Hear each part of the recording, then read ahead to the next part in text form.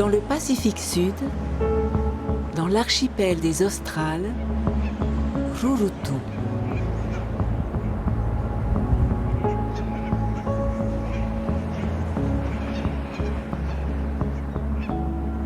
Une île haute âgée de 12 millions d'années.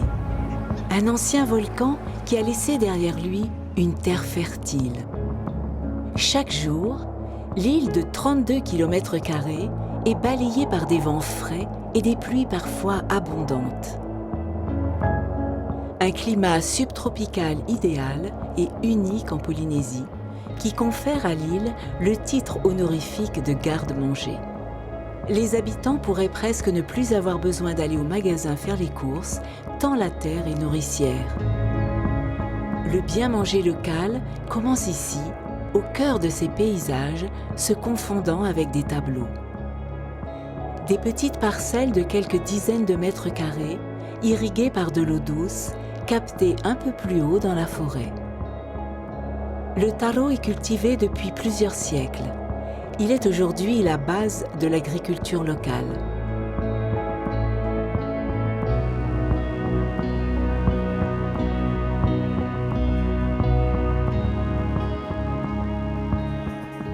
Rigobert Taputu a 25 ans.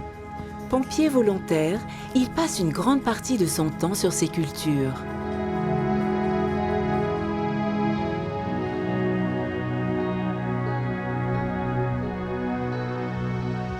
J'ai appris mon grand-père, mon papa.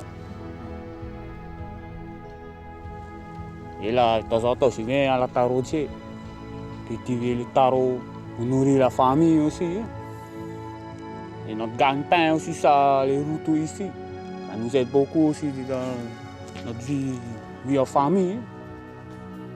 Un dur labeur, 9 mois pour faire pousser la plante et autant de travail pour assurer les récoltes suivantes. On mange le taro tous les jours, c'est comme le pain ici. Si tu as l'habitude de faire tout le temps ça, après, c'est plus facile. On ne plante pas aussi n'importe quel mois.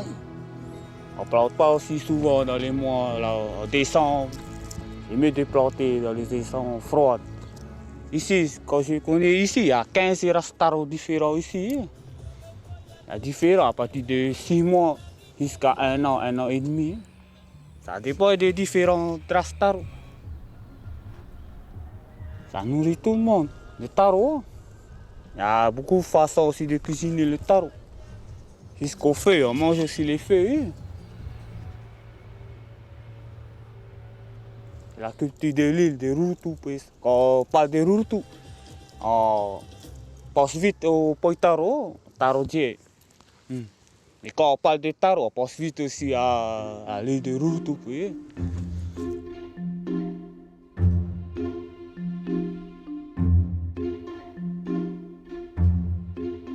Cet amour de la terre est un héritage des anciens, à l'image d'Ulysse. Dans sa petite parcelle, non loin de l'aéroport, il cultive presque tous les jours les légumes de saison.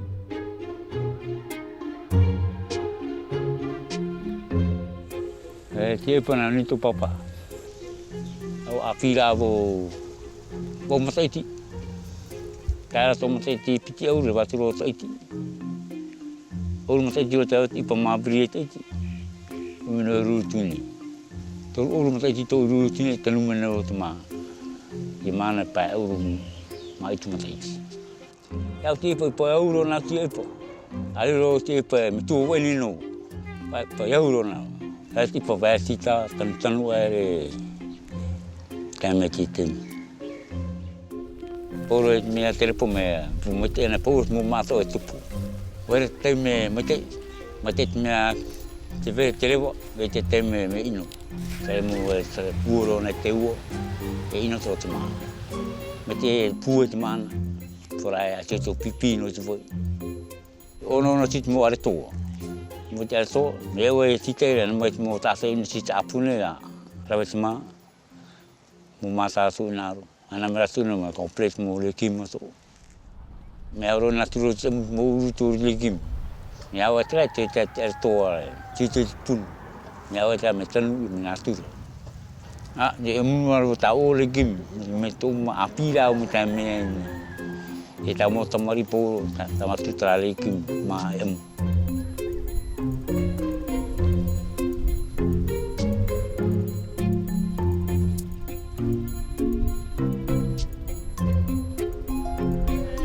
Wainene tō te rai, wainene tō te inua, wainene ato tō te moa. Tōra aia mai te tātai oi te inua, te rāta te atua parau. Te rāta mau mea ato ai mua i autou, ai tō i te auipara i a riro ai maana autou. No te maitai o te amaitai a te mau metu ai te atua. No te mea i arawai ana ai te mau metu ai taratu mau oipa i te inua nei, me nā mua te ani i te atua ia tauturu mai. Me tiri ai oa i te orara ai te mata muara. Aore te rā mea, ure ite i te tata. E i roto mai tēnei te waira tāu e tauturu tu owo. Te maa aore ere i ai te rautua are.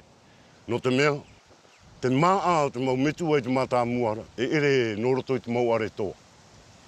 Tā rātu arau ai taro, maniota, te umara, te waiatura, te waiatura. Te mea noara e nene parau i te iwanau, ai tuito. Ai tuito i te oiri, ai roto i te parau o te enua. Mai te mea wōra mai te mau metua. A ia ua ai te iem ana. E ia ui te iem ana. E arai, e oiri tu te parau tā te mau metua. I ana o mai no tō tātou ora ai rurutu nei. I parau i au rurutu tūnua. Ia parau i au rurutu tūnua e rea te rurutu e me tārawa.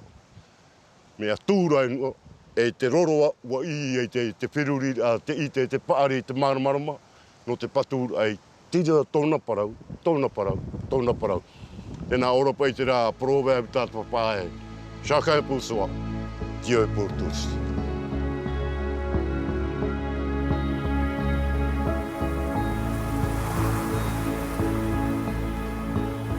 Il n'y a pas que la terre qui nourrit les habitants de l'île.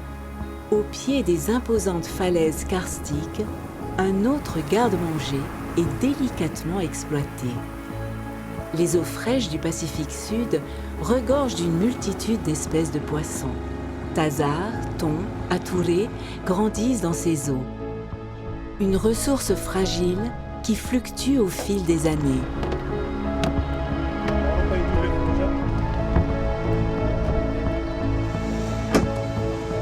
Teveil prend la mer plusieurs fois par semaine, accompagné d'amis et de membres de sa famille. Alors, prépare-moi la sauce et le riz. Bonne journée.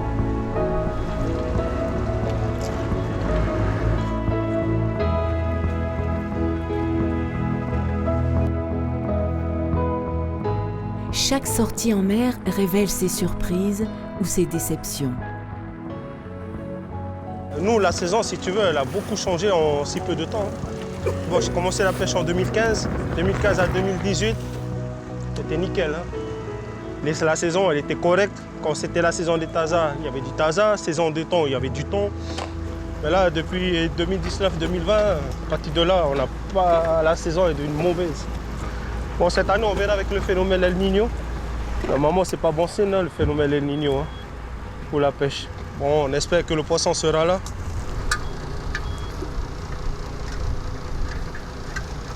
Parce qu'en fait, si tu veux, le thon, lui, il n'est pas vraiment sédentaire, lui, c'est un grand voyageur.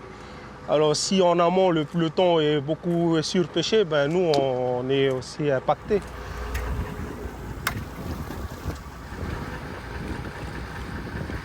Avec papa, on a toujours grandi dans la pêche. Bon, il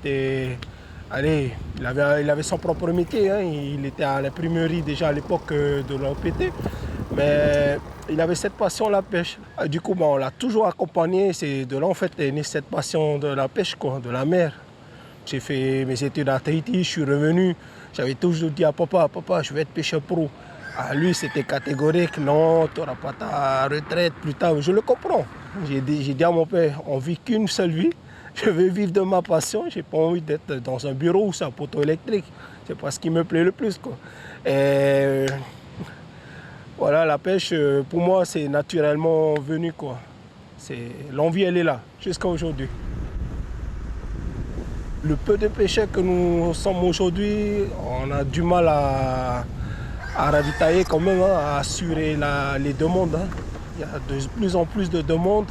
De pêcheurs, on a de moins en moins. Et on a un rôle essentiel ici. On a les familles à nourrir, on a les snacks à ravitailler. On a aussi les portions de famille à ravitailler parce que les portions de famille, c'est donner des produits frais aux touristes, aux clients. Entre pêcheurs, on s'appelle. Si tu as du poisson, pense à telle famille. Tu as du poisson, pense à tel snack ou à telle clientèle, quoi.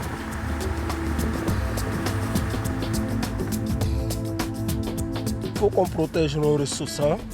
C'est très très important pour plus tard, les années à venir, pour les générations futures, et toujours cette autosuffisance.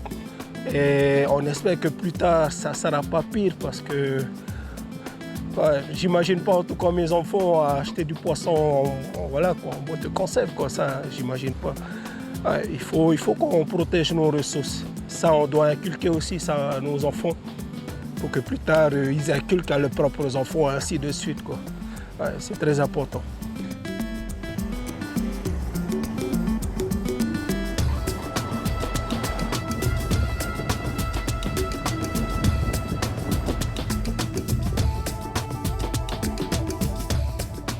Non loin d'ici, dans le village de Moerei, les jeunes générations apprennent les rudiments de l'exploitation agricole. Les maisons familiales rurales forment chaque année plusieurs dizaines de jeunes au métier de la terre et de la transformation des aliments.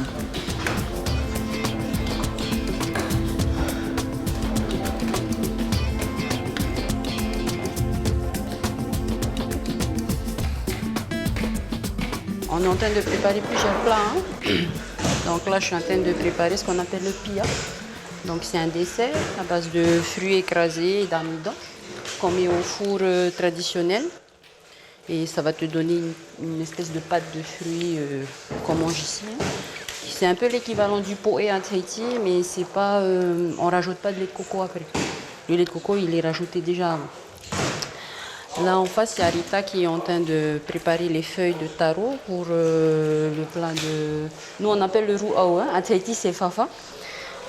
Donc, pour faire du ruau au poulet. Et là, les filles juste à côté, elles sont en train de désosser le poulet pour le ruau, justement. Mais là-bas, il y a les filles qui sont en train de couper le rori, donc concombre de mer. Et ce sont les jeunes qui sont allés récupérer la semaine dernière. C'est possible de manger 100% local, mais après, c'est vrai que c'est une question d'habitude et de goût. À l'école, on essaye au maximum de manger des produits qu'on cultive, parce qu'on a une exploitation agricole. Donc ici, on n'a pas ce problème-là. On mange très souvent local.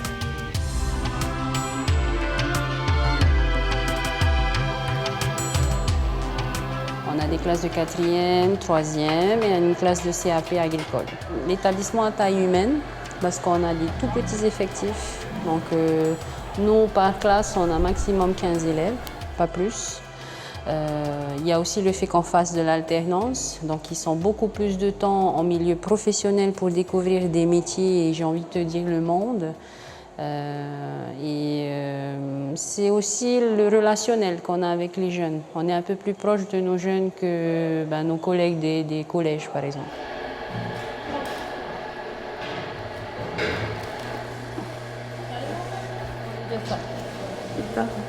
Au niveau de la MFR de Rurutu, on a cette spécificité dans notre plan de formation qui est la transformation des produits agricoles.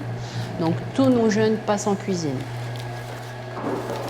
En pratique, on a 3 sites de production, donc une taraudière, un site de production fruitier et un site de production maraîcher. On leur explique comment planter, comment entretenir une culture, comment récolter, comment vendre, mais ils ont aussi un temps en cuisine. Et là, on leur explique comment transformer.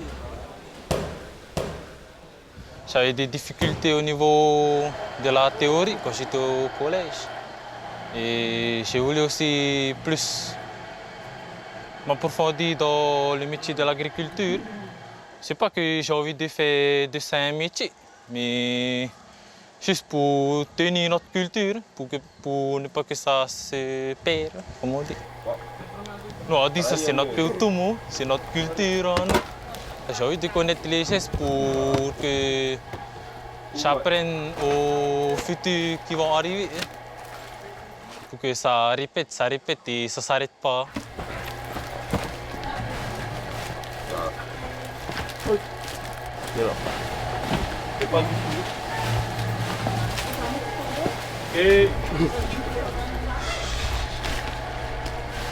La terre ici est nourricière, mais c'est vrai que ça demande du temps, du travail, de l'énergie.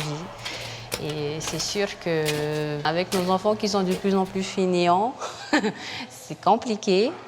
Mais quand ils se rendent compte qu'ils sont capables de faire ces choses-là, ça débloque tous les obstacles et ils se mettent tous à travailler avec motivation. J'aimerais qu'ils deviennent autonomes et qu'ils puissent se débrouiller si jamais ils n'arrivent pas à trouver du travail. Là où on réussit, c'est quand c'est eux qui sont fiers. C'est pas quand nous, on est fiers de ce qu'ils font, c'est quand eux, ils sont fiers d'eux-mêmes. C'est là où on réussit. On est tous agriculteurs dans l'âme ici, sur Urutu. On plante tous pour manger. Aujourd'hui, on veut pousser nos jeunes à devenir des agriculteurs pour nourrir et plus pour manger. Donc c'est là où c'est pas pareil, il y a une nuance. Et ce n'est pas tous les agriculteurs de l'île qui sont capables de le faire.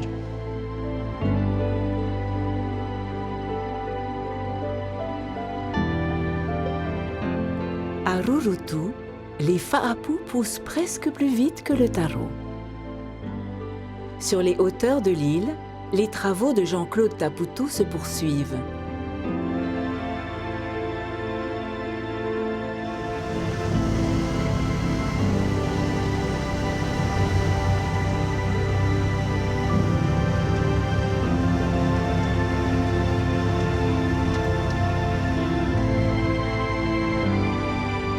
Le futur garde-manger de Veitumu. Là, avec ça, on peut nourrir la population de Veitumu, même Rurutu. Là, je pense que j'ai nettoyé au moins 1 hectare. Donc, je plante un peu des petites parcelles.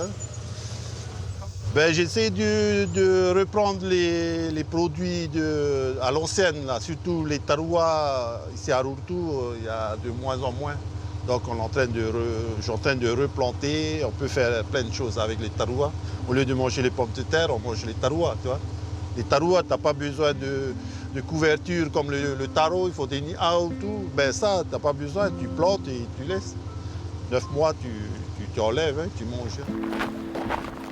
Dans quelques mois, il va pouvoir proposer à ses clients des produits frais, bio et récoltés à quelques dizaines de mètres des cuisines. Sa pension est située au pied de la colline. Un savoir-faire agricole qu'il tient de ses grands-parents et qui prend tout son sens aujourd'hui. Je plante parce que j'ai une pension de famille avec tout mon village. Après, j'ai une commerce aussi. Depuis le Covid, ça me donne beaucoup à réfléchir à ce qui s'est passé. Donc j'ai envie de consommer plus possible, 80% que des produits locaux. Le matin, j'arrive à manger ce que je plante, les bananes, les papayes, du citron, un peu de café, même à Rurutu, il y a du café. Si au moins on peut manger le caillou, alors là, je suis l'homme le plus riche sur Terre. Comme il y a beaucoup de cailloux, donc il faut avoir un peu plus de moyens, tu vois, pour déplacer ces cailloux-là.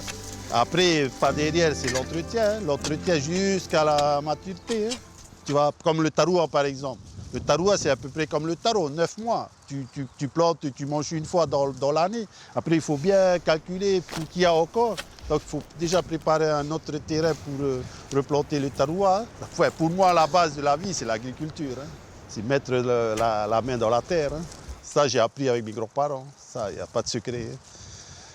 À Rurutu, on ne va pas crever de faim. Si tu crèves de faim, alors là, tu es un feignant. Alors. La pension Veitumu Village offre aux clients un privilège dès le petit déjeuner. Caché derrière la route, à l'abri des regards, voici le poulailler. Teivi Manaté s'en occupe depuis 2018.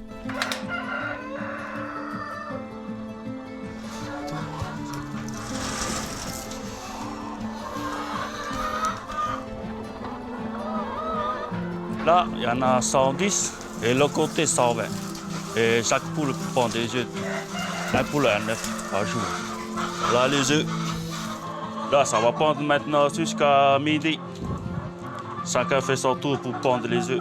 On peut ramasser les œufs le matin, l'après-midi et le soir, avant de rentrer. Voilà, c'est bon. On ravitaille seulement les mâchoires et l'après-voie, il faut laver des fois. Ils vont sa volonté. Dans les mâchoires, il y a tout dedans. On remplit les 3 mâchoires. Quand il a envie de manger, il va manger. On ravitaille le restaurant, là, avec tout le monde. Et le magasin Sim, mais dans les douzaines. Les poules produisent ici plus de 200 œufs par jour, une quantité suffisante pour la préparation des plats de la pension, mais aussi pour les commercialiser dans le magasin du village.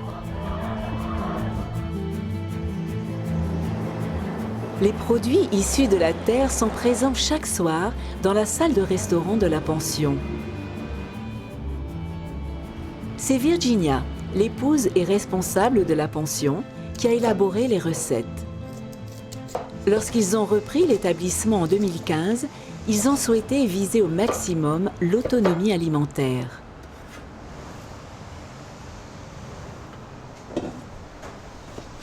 Je suis en train de préparer un gâteau au manioc.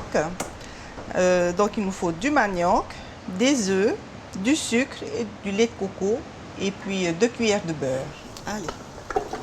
C'est pas toujours évident, mais on arrive quand même à faire des repas entièrement locaux avec les produits du jardin, du potager.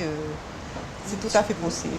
C'est une question de volonté et puis un petit peu d'imagination pour faire des recettes avec les ingrédients du jardin. Le but vraiment c'est de faire du local.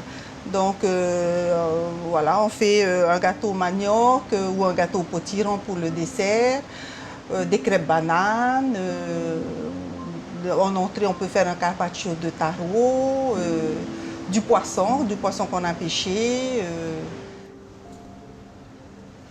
Ça a l'air pas mal. C'est vraiment un vrai plaisir de consommer ce qu'on a produit. Les touristes sont sensibles à ça parce qu'ils sont venus pour découvrir quelque chose d'autre que ce qu'ils ont l'habitude de consommer.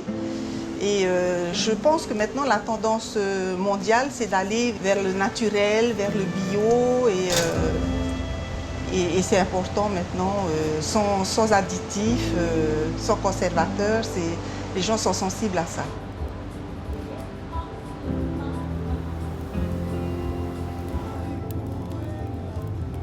Déjà, si on arrive à être autosuffisant et puis à produire suffisamment pour l'île, c'est déjà un grand pas.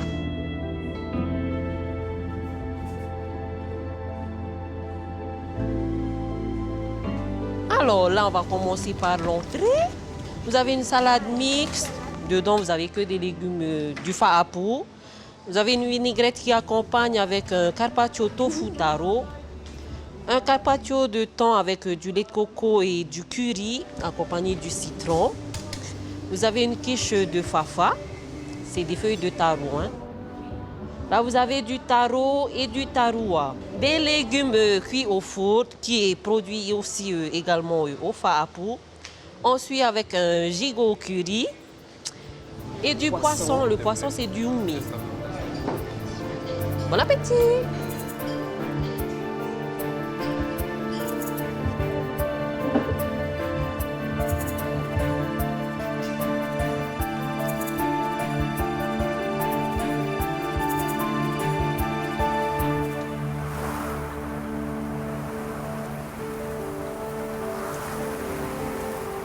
À Rurutu, chaque habitant est garant de l'autosuffisance.